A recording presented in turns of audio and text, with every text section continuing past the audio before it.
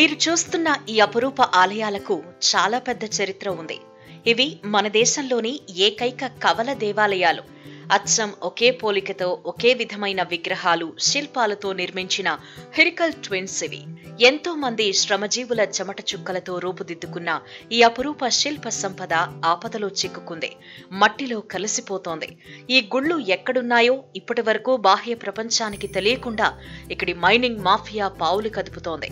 కొందరి స్వార్థం కోసం అందరివాడైన పరమశివుడికి ధూప దీప నైవేద్యాలు దూరం చేశారు. గుప్త నిధుల వేటగాళ్లు నిధుల కోసం గర్భగుడిని సైతం పెకిలించి నామరూపాలు లేకుండా చేశారు.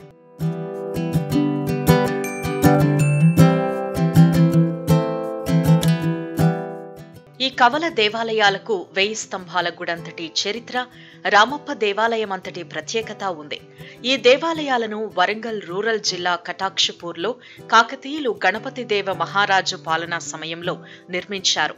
కాకతీయుల పాలనా సమయంలో దేదీప్యమానంగా వెలిగిపోయి నిత్య పూజలు, ధూప దీప నైవేద్యాలతో విరాజిల్లిన కవల దేవాలయాలు ఇప్పుడు ఆపదలో చిక్కుకున్నాయి. పక్కనే ఉన్న గుట్టలపై మైనింగ్ కు అనుమతి తెచ్చుకున్న కొంతమంది వ్యాపారులు ఈ కవల దేవాలయాలను కంటికి కనిపించకుండా చేశారు. కనీసం ఆ మహాశివుడికి పూజలు కరువయ్యాయి.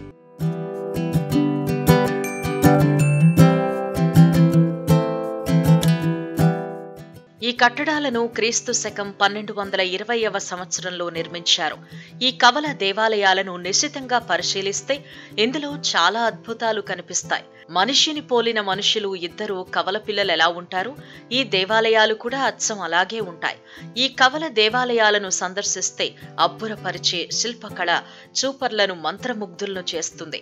కాకతీయులు నిర్మించిన ప్రతి ఆలయానికి ఒక్కో చరిత్ర, ప్రత్యేకత ఉంటాయి.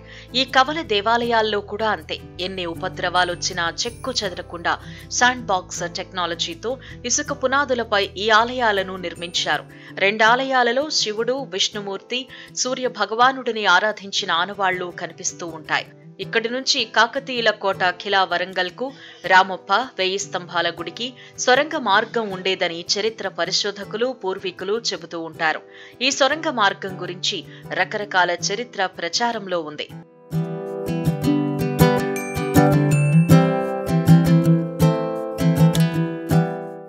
కాకతీయుల కాలంలో నిత్య పూజలతో విరాజిల్లిన ఈ కవల దేవాలయాలు ఇప్పుడు ఆపదలో చిక్కుకున్నాయి.